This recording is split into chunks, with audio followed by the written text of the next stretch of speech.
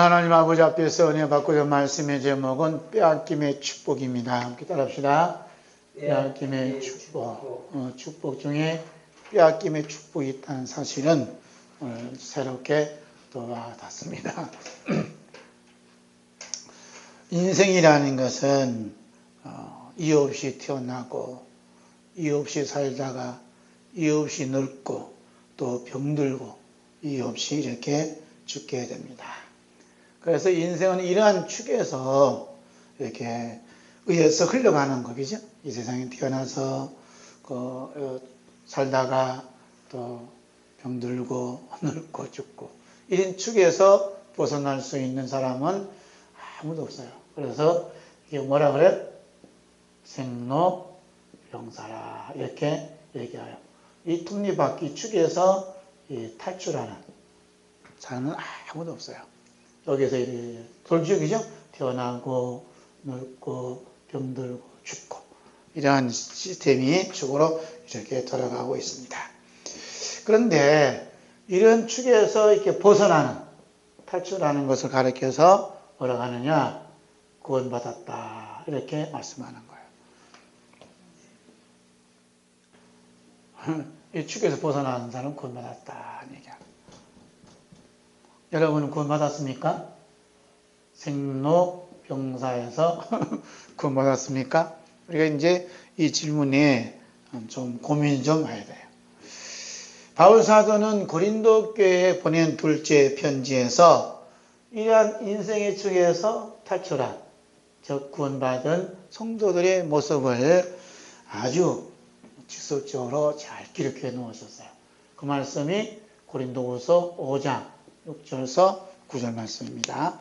함께 있습니다.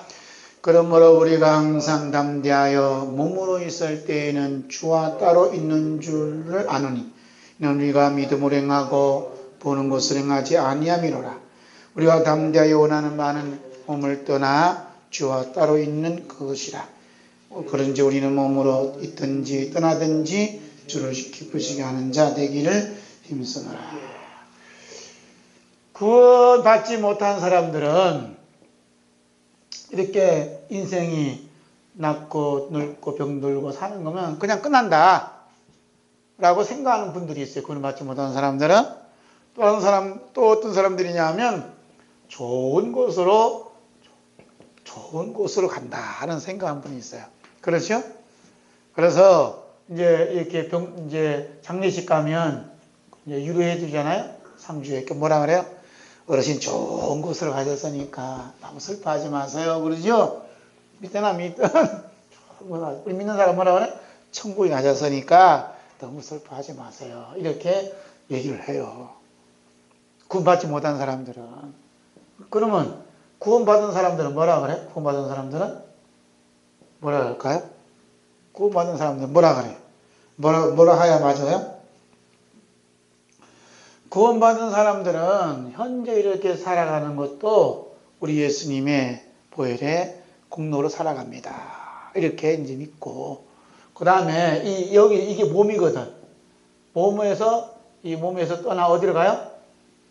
주와 함께 있는 것이다. 그래서 주와 함께 있는 거. 구원받은 사람은 예수님과 함께 있는 것이다. 라고 고백을 해요. 주와 함께 있는 것이 어디에? 여기가 천국이죠. 그런데 보통 사람들 천국 생각하면 주와 함께 있는 것을 생각하는 게 아니라 어디 좋은 곳으로 생각하는 분들이 대부분이 많아요. 예수님이 없는 천국은 있을 수가 없어요. 그래서 우리는 천국보다도 예수님과 함께 있는 것 이렇게 표현하는 것이 아주 확실한 거죠. 그래서 바울 사도는 몸을 떠나 주와 함께 있는 그것이다. 이렇게 말씀했어요. 할렐루야. 이게 구원받은 사람들의 공통전 성도들의 모습이 여기에 다 그려져 있는 것을 볼 수가 있습니다. 그러면서 늘 자신의 눈앞에 다 큰 축복이 아른아른한 거예요. 그 아른아른 게 뭐죠? 그것이 뭐냐면 더 좋은 곳으로 가는 게 아니라 예수님과 함께 영원히 있고 싶은 그 축복을 그냥 문 앞에 있거든. 그냥 받고 싶은 그것이 가득한 것을 볼 수가 있습니다. 그래서 바울 사도는 더 큰 축복을 위해서는 현재 누리고 있는 이 축복을 이게 버릴 마음이 강렬해서요. 버려. 현재 누린 거 다 버리고 새로운 축복을 받고 싶은 강렬한 소망이 넘쳤던 것을 봅니다. 이것이 구원받은 성도들의 공통된 점이에요. 예? 그러니까 성도는 연이은 축복으로 살아가는 거예요. 축복으로. 그러니까 이 축복이 빼앗김이 없으면 또 다가오는 축복, 닥쳐오는 축복을 받을 수가 없어요. 예? 그래서 항상 축복이 연이어서 다가오는 게 이제 성도들의 복이에요. 자신이 한번 받은 축복을 관리를 잘하면 그것으로 천국에 들어간다는 것은 결코 아닙니다. 어떤 분들은 간증하는 거 보면 10년 전의 간증이나 20년 전의 간증이나 5년 전의 간증이 똑같아요. 일단 받은 축복 관리를 잘하면 내가 천국에 들어간다. 이건 아니다는 거죠. 성경에서 말씀하는 축복받은 성도들은 계속 새로운 축복이 연이어서 들이닥치는 것을 볼 수가 있는 것입니다. 아멘. 그래서 구원받은 성도들은 뒤이어 계속 들이닥치는 축복을 인해서 이미 받은 축복을 빼앗기는 상황이 자꾸 벌어지는 거예요. 자꾸 벌어져. 근데 우리는 다가오는, 밀려오는 축복을 바라보지 못하고 빼앗기는 축복만 그냥 붙잡아도 붙잡히지 않는 그 축복만 붙잡고 있으니까 얼마나 속상하고 얼마나 마음이 아프냐 이 말이에요. 에? 할렐루야. 아프냐고요. 그래서 이러한 오늘 말씀은 빼앗김의 축복의 주인공이 오늘 등장하는데 어디에 등장해요? 창세기 43장 이 말씀에 딱 등장하고 있다는 거예요. 그분이 누구요? 야곱이요. 그 야곱의 삶의 모습을 보면서 빼앗김의 축복이 어떤 것인가 우리 함께 보고자 합니다. 자, 야곱이 몸담고 있는 땅에 뭐이 찾아왔다 그래?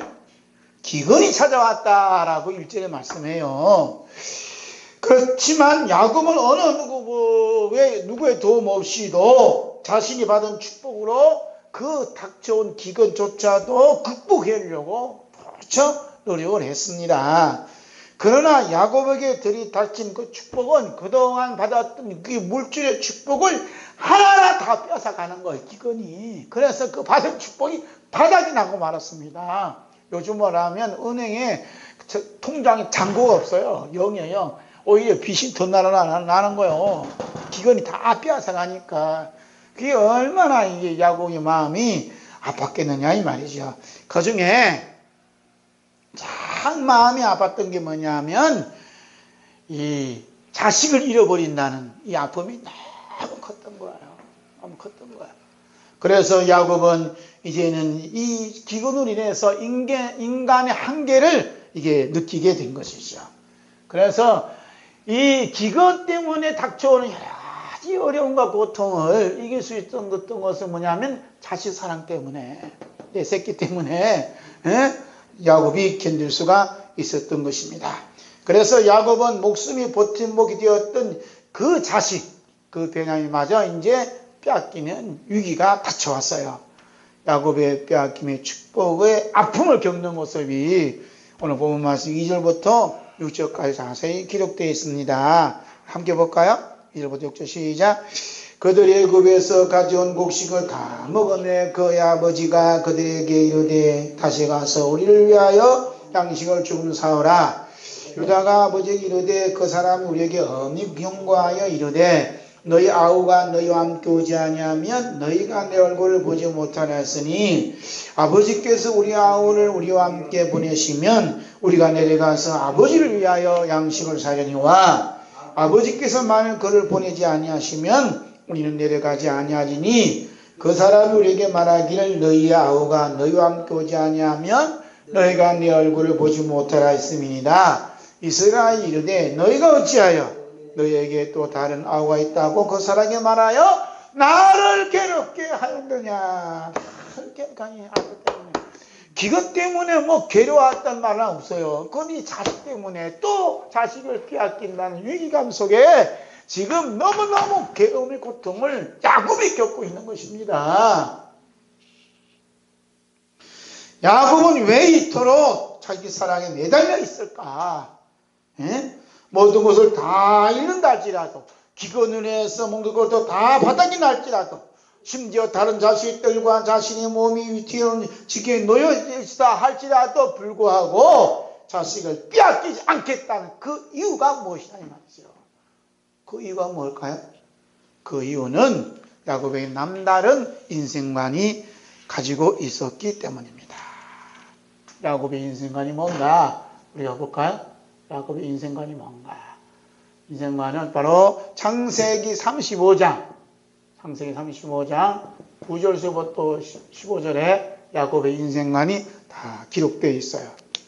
함께 읽을까요? 시작.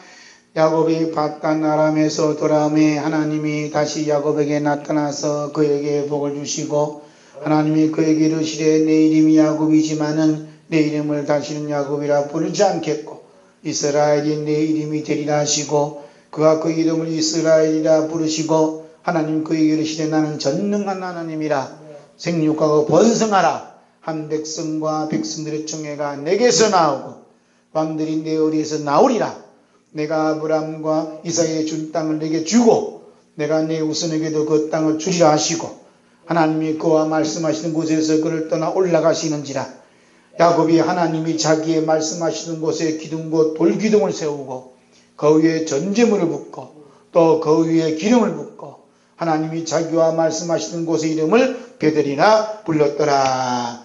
아멘.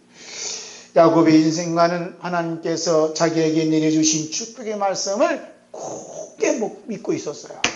그 축복의 말씀은 누구와 관련되어 있어요? 자식과 관련되어 있기 때문에 이 말씀이 그대로 이루어져야 된다는 거예요.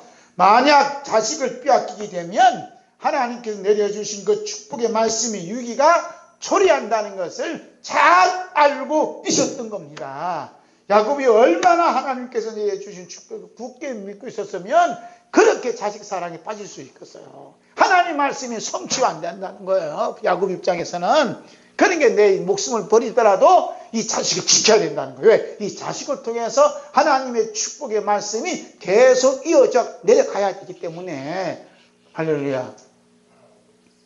그러면서 하나님 약속하신 말씀이 뭐예요? 나는 전능한 하나님이라 생육하고 번성하라 한 백성과 백성들의 총회가 내게서 나오고 왕들이 내 허리에서 나오리라 라고 말씀하셨는데 어찌된 것이 날만 날이만 날수록 어려움이 늘 이렇게 찾아오는지 야곱의 입장에서는 이해할 수가 없는 일이 벌어지고 있는 것입니다.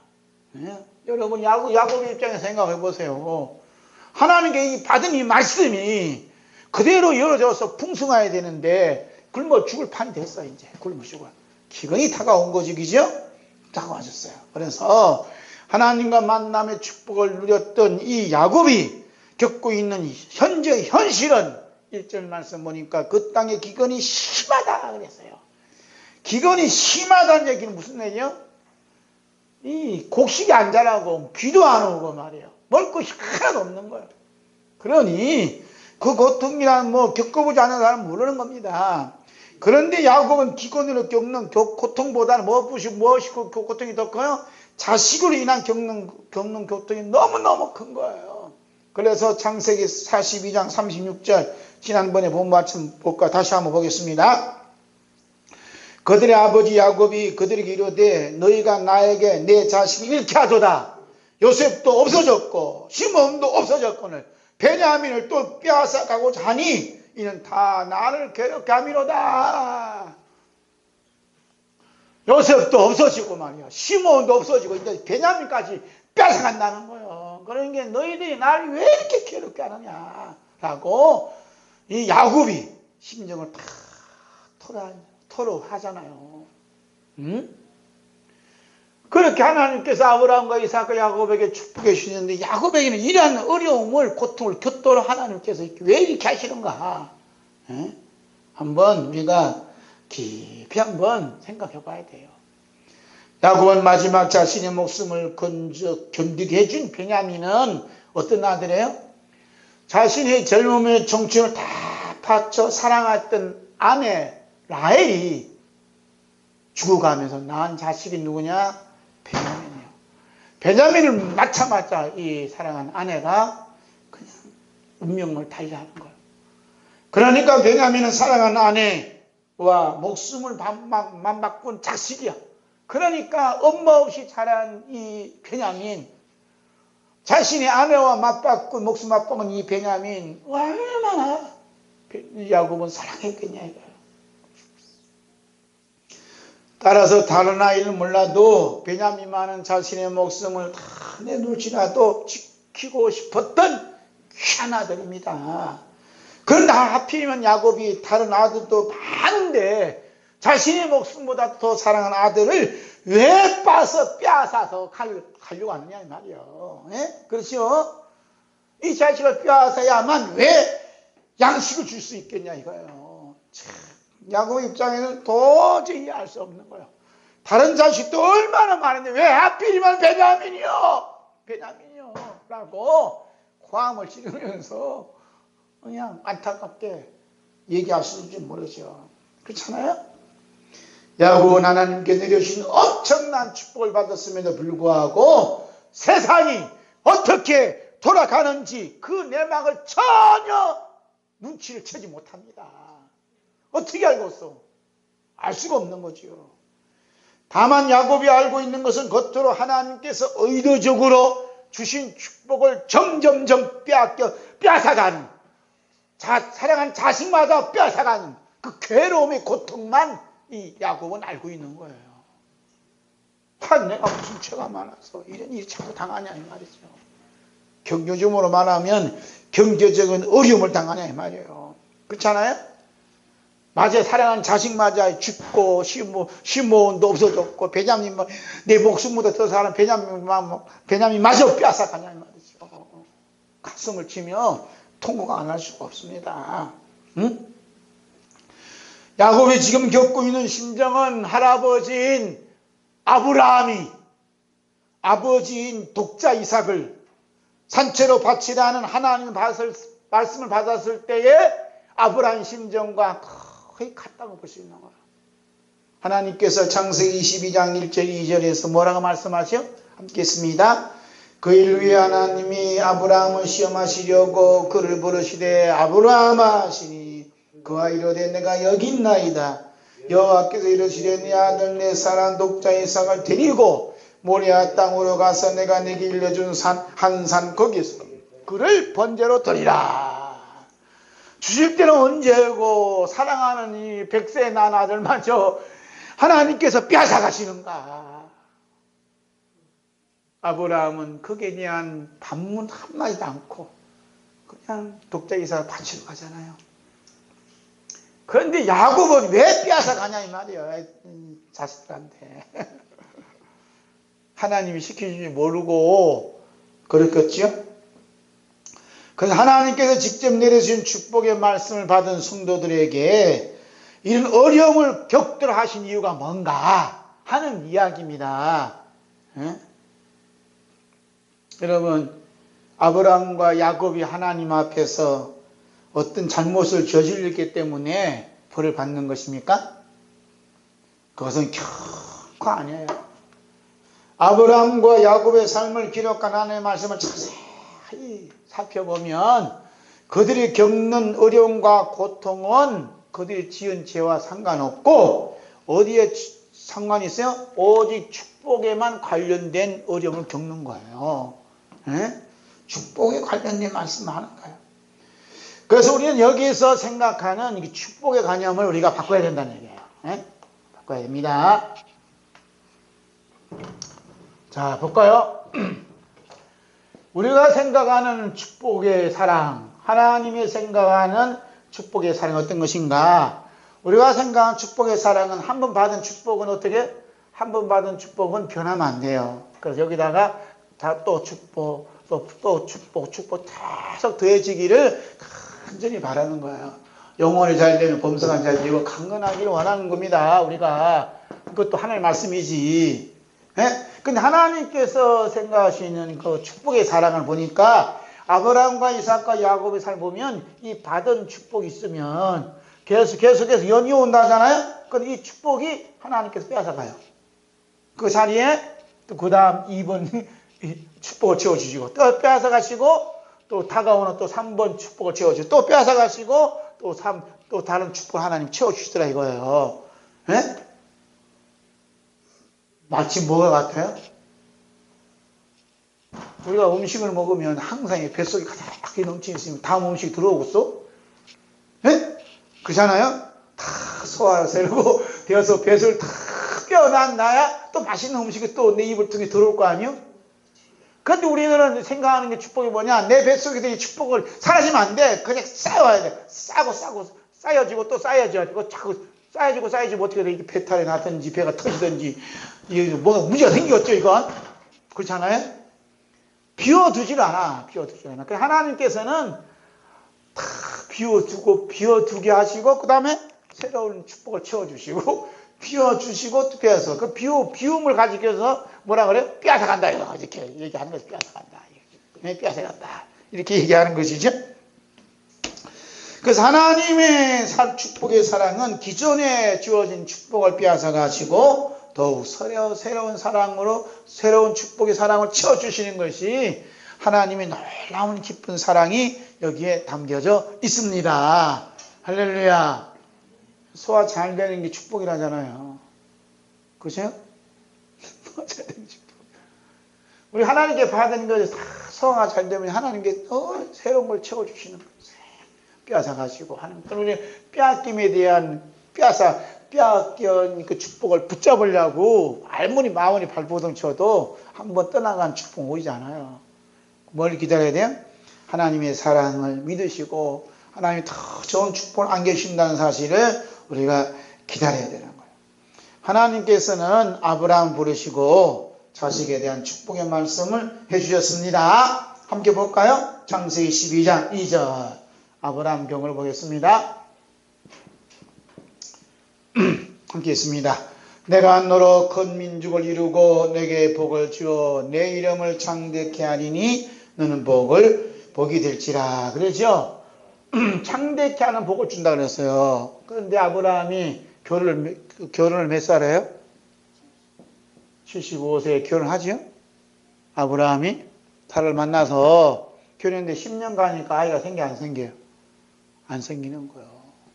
20년 가도 안 생겨요? 안 생기는 거예요. 언제 이거 자식을 낳아서 큰 민족을 이루냐 말이야. 내 나이는 지금 100살 다 돼가는데 그래 안 그래요? 여러분 이 말씀을 잘 이게 새겨야 된다니. 그 중간에 누가 나타나죠? 급하니까 이스마엘을 낳잖아요. 다른 여정을 통해서. 하나님께서 이 이스마엘 약속이 자녀가 아니라 이거예요. 언약의 자녀가 아니라는 겁니다. 말씀을 따라 난 자녀가 아니라는 이거예요. 하나님께서 원하시는 것은 언약에 따라서 말씀에 따라 난 자식을 하나님께서 원하시는 겁니다. 하나님께서 뭘 뺏어간 줄 아세요? 너무 하신 거야 하나님은. 창세기 18장 11절 창세기 18장 11절 볼까요? 얼마나 너무하시나 몰라. 함께 봅니다. 시작. 아브라함과 사라는 나이가 많아 늙었고 사라에게는 여성의 생리가 끊어졌느니라. 뭘 뺏어간 거예요?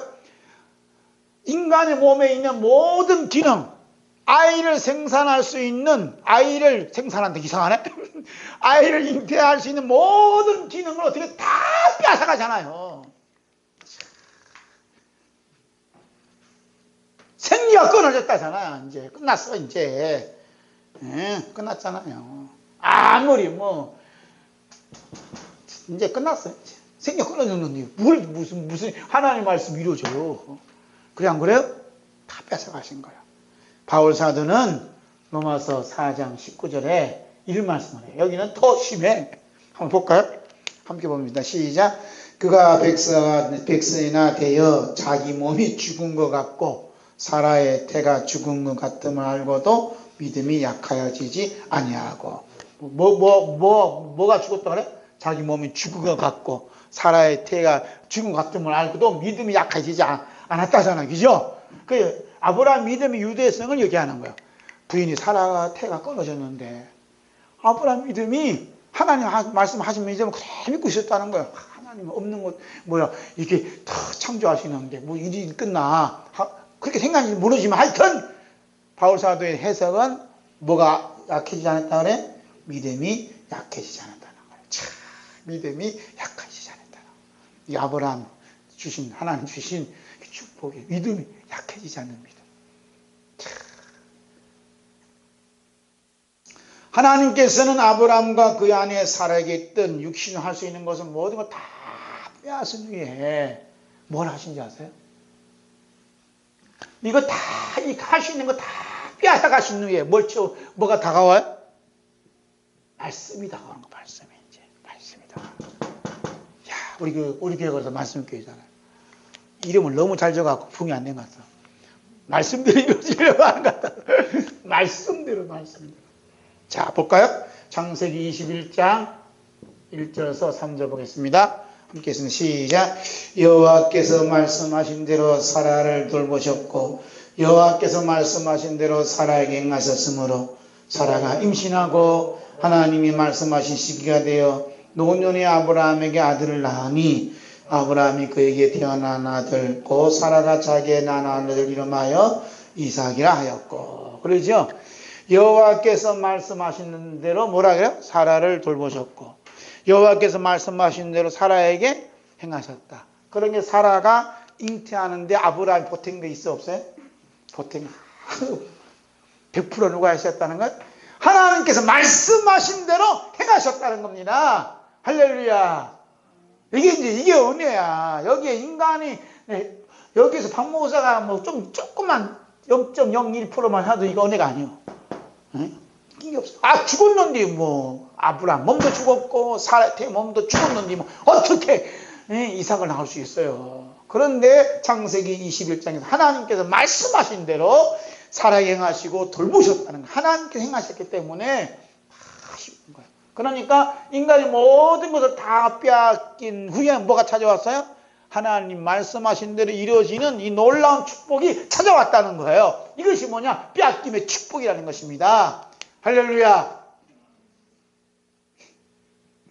이 말씀이 역사하기까지는 우리 인간이 행할 수 있는 것을 다 하나님이 뺏어가고 때가 될 때 하나님의 말씀이 임하시는 거예요. 그래서 하나님께서 말씀하신 대로 아브라함과 사라에게 행하셨으므로 이삭이 탄생에 의미가 있어요 없어요? 하나님께서 약속하신 말씀대로 이루어진다는 그 말씀의 의의가 다 드러나잖아요. 꽃을 피우잖아요. 할렐루야. 그러니까 아브라함이 이삭을 낳았는데 자랑이 있어요 없어요? 자랑이 없는 거예요. 누구 영광만 나타나? 하나님 영광만 나타나는 거예요.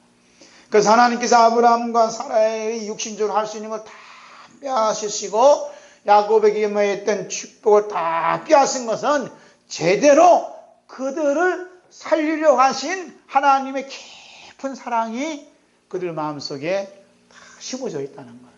할렐루야. 그래서 아브라함은 다 하나님 사랑에 흠뻑 젖어 사는 삶으로 살아가는 것을 볼 수가 있습니다. 요셉은 형들에게 베냐민을 두르지 않으면 내 얼굴을 보지 못하리라 이렇게 말씀했죠. 그것은 육신으로 먹는 양식보다는 하나님께서 아버지 야곱에게 주셨던 축복의 말씀의 그 깊은 뜻을 형들에게 전달하고 싶은 깊은 마음을 요셉이 품고 있었기 때문에 너희들은 베냐민을 데려오지 않으면 내 얼굴을 보지 못한다 이렇게 단호하게 말씀하신 거예요. 육신의 양식이라는 것은 먹어도 육신이 병 들고 늙어가게 돼 있어요. 생명 살릴 수가 없습니다. 그러나 축복의 말씀을 난 자식은 육신의 양식으로보다는 항상 살아있고 항상 하나님 말씀에 축복의 말씀에 인도함을 받도록 되어 있다는 거예요. 그죠? 그래서 말씀으로 낳은 자식이 돼야 돼. 물과 성령을 나지 아니하면 내가 하나님 나라에 들어갈 수 없고 하나님의 그리고 너희가 거듭난 것은 무엇을 낳았다 그래요? 베드로의 말씀에서는 하나님 말씀으로 거듭났다는 거예요. 하나님 말씀으로 낳은 사람은 다르다는 것을 여기서 보여주고 있습니다. 그래서 늘 육신의 양식만 좋아하는 사람, 육신의 어떠한 축복, 그 길로 이제 인도함 받기를 원하는 사람, 이렇게 했지만 하나님께서 내 자식을 잘 되게 해주시고 우리 가정에 이렇게 축복을 해주셨다고 자랑하는 사람들은 하나님의 살아있고 항상 있는 말씀 밖에 있는 사람이라고 스스로 시인하는 거예요. 그런 사람들은 뭐가 없어요? 아까 말씀하신 것처럼 구원이 없어요. 구원은 어디에 있어요? 하나님 말씀으로 낳는 데까지 가야 구원을 받았다고 말씀하는 거예요. 하나님의 개입이 구원이지 내 인간의 노력과 인간이 할 수 있는 그것으로는 이룰 수 없는 겁니다.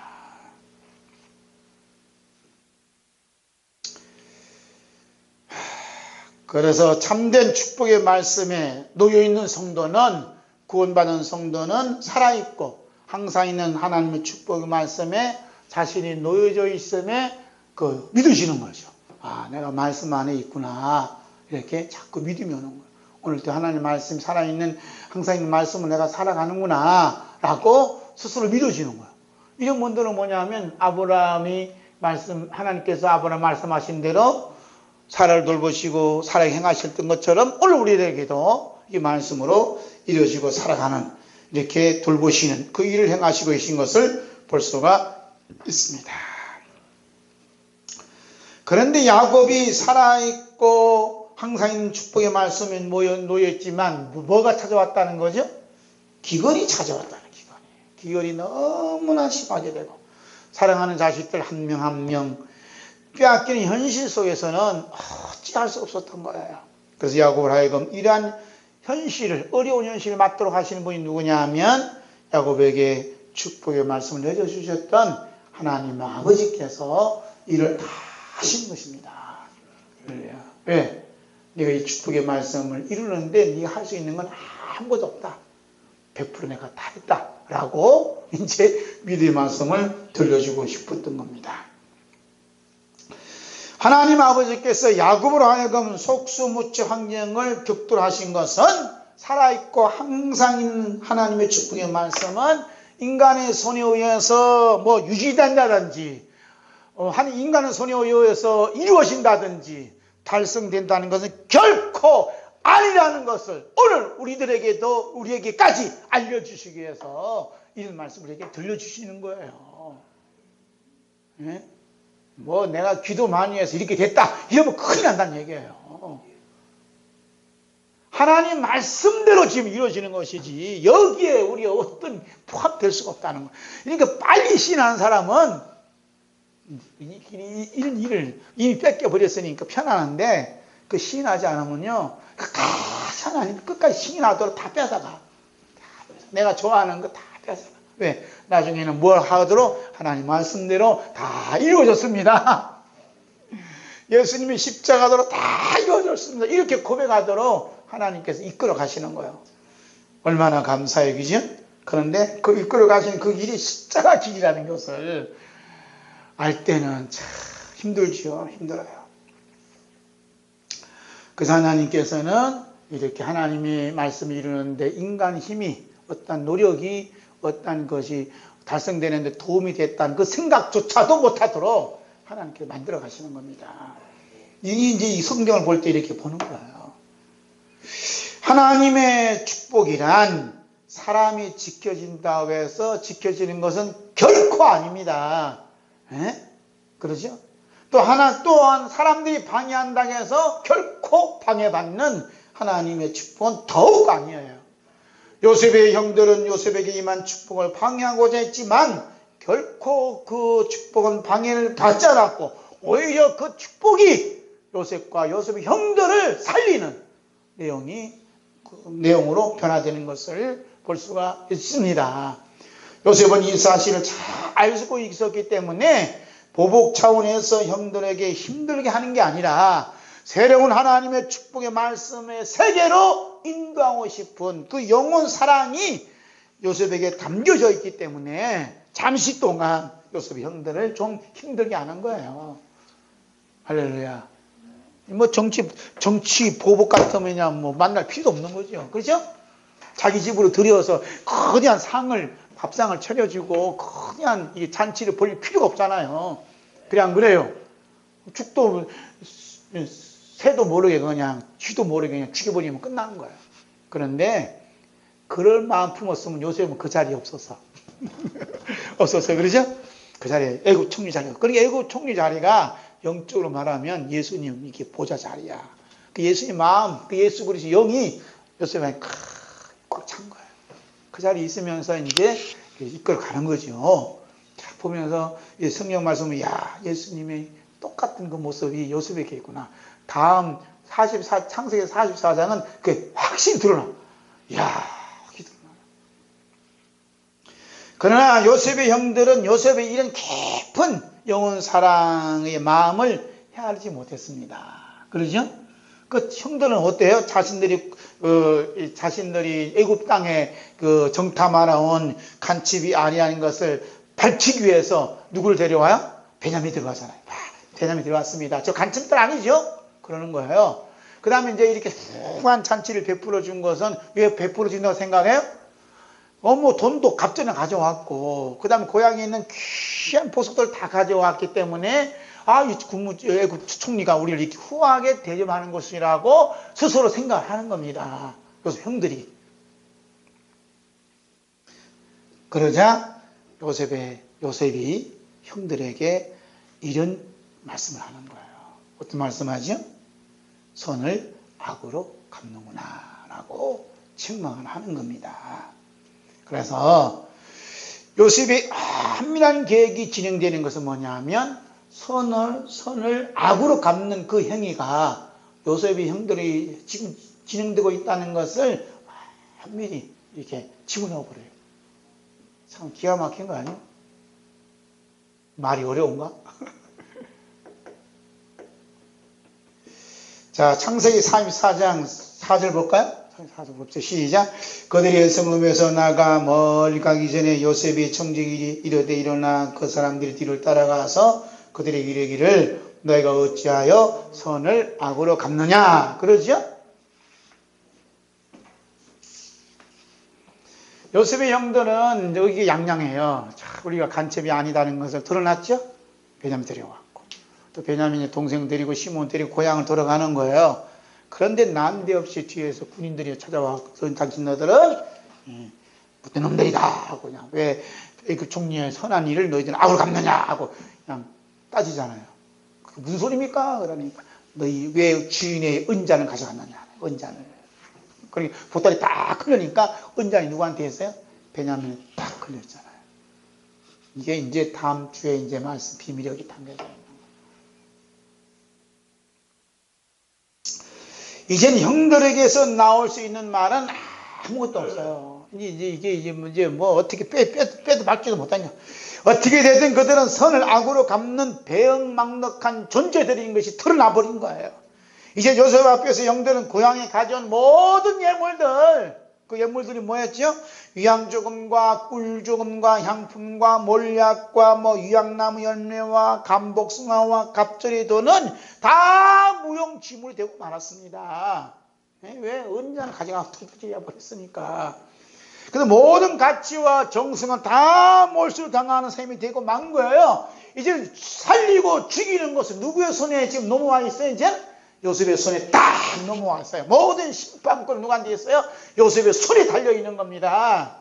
자기들이 우리가 아니다고 이제 발 빼매도 소용없어요. 물증이 있는데, 물증이 있는데, 물증이 있는데 어떻게 얘기할 거예요? 그렇잖아요? 물증 앞에서는 변명할 수가 없는 거예요. 그래서 이 요셉의 형들은 그동안 그렇게 의기양양했던 것이 완전히 무너져 버리잖아요. 여기서 우리가 깊은 하나님의 뜻을 이렇게 찾아내야 돼요.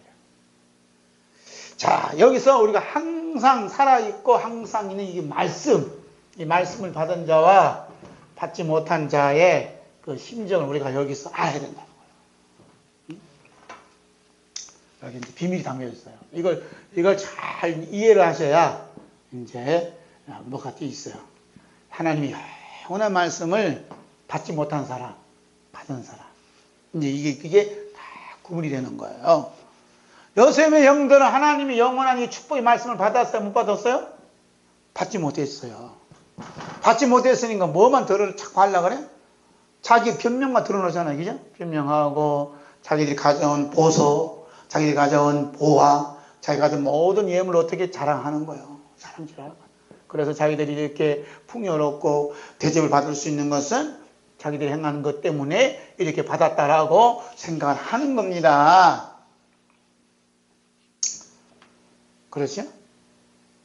이것을 이제 오늘 우리 이제 신앙생활에 이렇게 적용을 해보자는 거죠.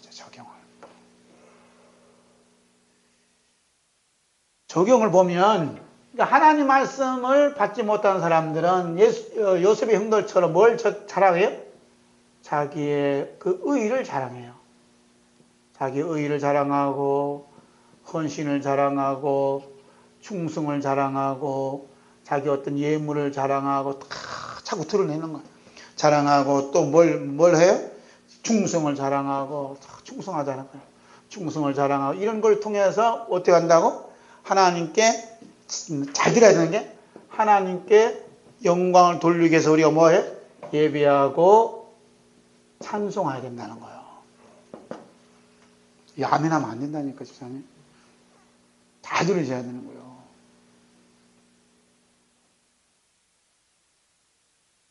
여러분, 우리가 예배하고 찬송하는 것은 우리의 어떤 의와 헌신과 이게 충성과 이런 모든 이게 힘이 돼야 안 돼요? 예배하고 찬송하는 것은 힘이 돼야 안 돼요? 이게 뭐냐 하면 선을 악으로 갚는 배은망덕한 행위라는 거예요. 이게. 심각한 거예요. 신앙식으로 말하면 예수님의 십자가의 은혜를 악으로 갚는 배은망덕한 영적인 이 영적인 죄를 짓고 있는 거, 실수가 아닌 죄를 짓고 있는 거. 마귀는 이 일을 하도록 자꾸 우리들을 유혹하는 거죠. 네? 그런데 하나님의 말씀을 받은 사람들은 어떻게 해요? 하나님 말씀 받은 사람 어떻게 해요? 전적으로 뭐야? 자신들은 무능력한 사람이라, 무능력한 사람이라고 스스로 알게 돼요. 그래서 무능력한 사람, 아무것도 한 것이 없습니다. 제가 할 수 있는 건 아무것도 없습니다라고 여기서 얘기 안 한 거예요. 우리가 예배하고 찬송하는 것은 하나님께서 독생자 예수 그리스도를 보내주시는 그 사랑이 없었다면, 그러죠? 우리 주 예수 그리스도의 십자가에서 흘리신 피의 용서와 사랑을 받을 수 없다란 절실함을 느끼는 사람이 누구냐? 하나님의 말씀을 받은 사람들이에요. 네? 그래 안 그래요? 우리가 하나님께 예배하고 하나님께 찬송한다는 이 모든 것은 중심이 누구냐? 하나님의 아들 독생자 예수 그리스도를 보내주신 사랑과 예수 그리스도 피 흘리시는 용서와 사랑이 있기 때문에 우리가 예배하고 찬송할 수 있는 것이지, 내 노력, 내 의, 내 헌신, 충성으로 하나님께 예배하는 건 그건 아니다라는 겁니다. 하나님의 말씀을 받지 못한 사람들은 충성해야 된다는 거예요. 우리 안수 동기 목사님 지난번에 교회 행사에서 갔는데 모든 목사님들이 다 똑같아. 충성해야 된다는 거예요. 이제 안수 집사 받았고 권사님 받았고 이제 장로직 받았으니까 충성해야 된다는 거예요. 우리 주님이 얼마나 마음이 찢어지고 아프시겠어. 요셉의 형들하고 똑같아. 그러면 예수님은 그 천국 갈 백성이라면 그 사람 천국 갈 백성이라 하나님 예수님 그냥 안 둬요. 뭔가 또 뺏어간다고. 왜? 천국을 줘야 되니까 뺏어가게 돼 있어. 근데 빼앗김을 당하지 않는다면 그 사람은 이미 저주받은 거고, 빼앗기는 것이 뭐가 있는 사람이면 이 사람 축복받은 거예요. 예? 왜? 결국은 빼앗김의 종착역은 주님과 몸을 떠나 주님과 함께 영원히 사는 것이니까. 얼마나 감사해요, 그죠? 빼앗김이 없는 사람은 불행한 사람이고, 빼앗김이 있는 사람은 축복받은 사람이에요. 왜? 하나님이 더 좋은 것을 지금 주고자 하시는 하나님의 은혜가 있기 때문에 그렇습니다. 그래서 우리가 이것이 뭐냐면 빼앗김의 축복이 가장 큰 내용이 여기 담겨져 있어요. 그래서 하나님이 그 말씀을 주시고 독생자 예수 그리스도를 주시는 그 사랑이 아니면 도저히 우리는 예수 그리스도 십자가에 걸린 피로 죄 용서함 받지 못할 죄인이라는 사실을 절감하고 살아가는 것. 다른 말로 말하면 하나님의 사랑이, 독생자 보내주신 그 사랑이, 하나님 말씀을 보내주는 그 사랑이 우리 주 예수 그리스도 십자가에 걸린 피로 용서함 받게 해주시고 사랑받게 해주심에 감사한 마음을 갖게 해주신 게 얼마나 큰 은혜냐. 이걸 주시기 위해서 늘 빼앗아가는 거예요. 이걸.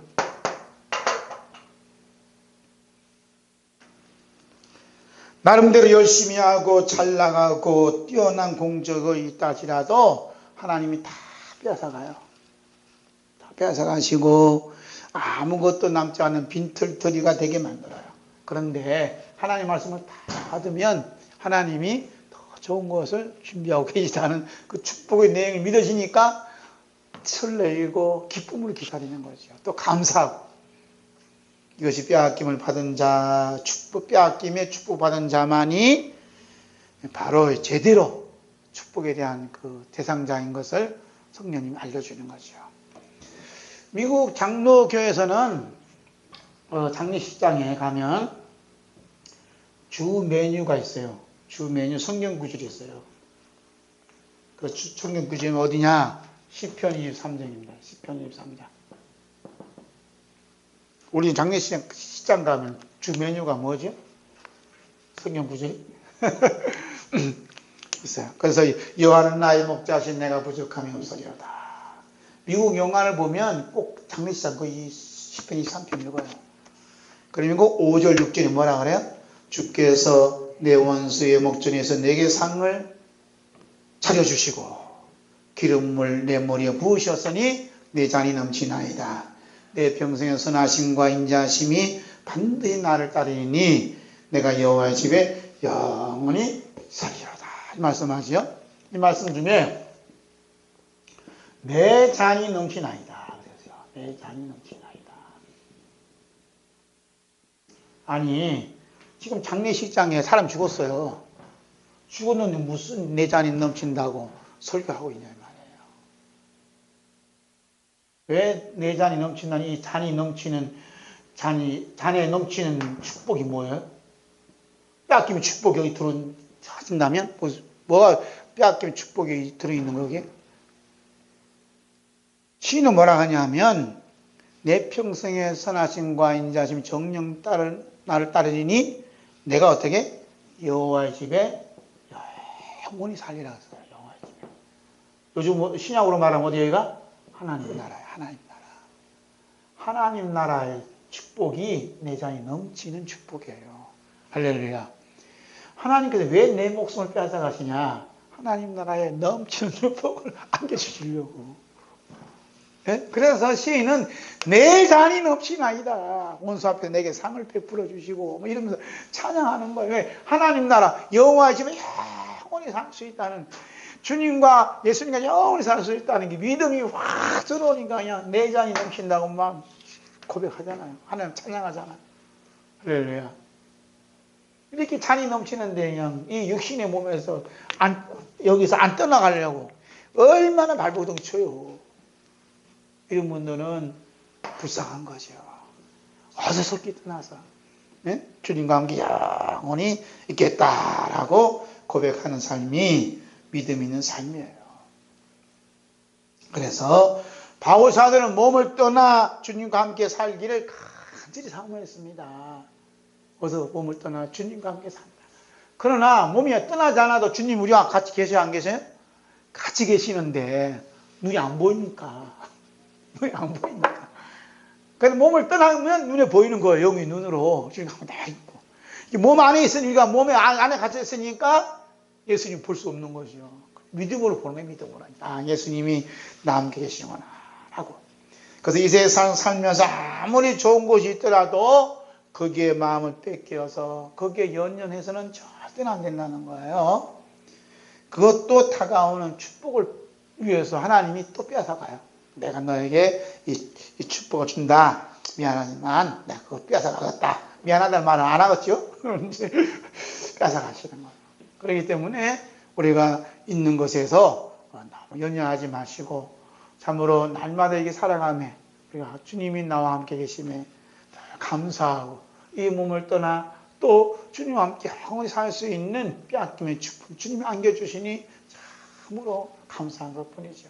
그래서 우리 하나님께서 이 말씀을 우리에게 주심으로써 예수 그리스도의 십자가의 그 피의 사랑과 용서하심이 있도록 받았음을 알려주시는 이 말씀 받았으니까 얼마나 감사하고 고맙고 황공스러운지 모릅니다. 할렐루야. 아멘.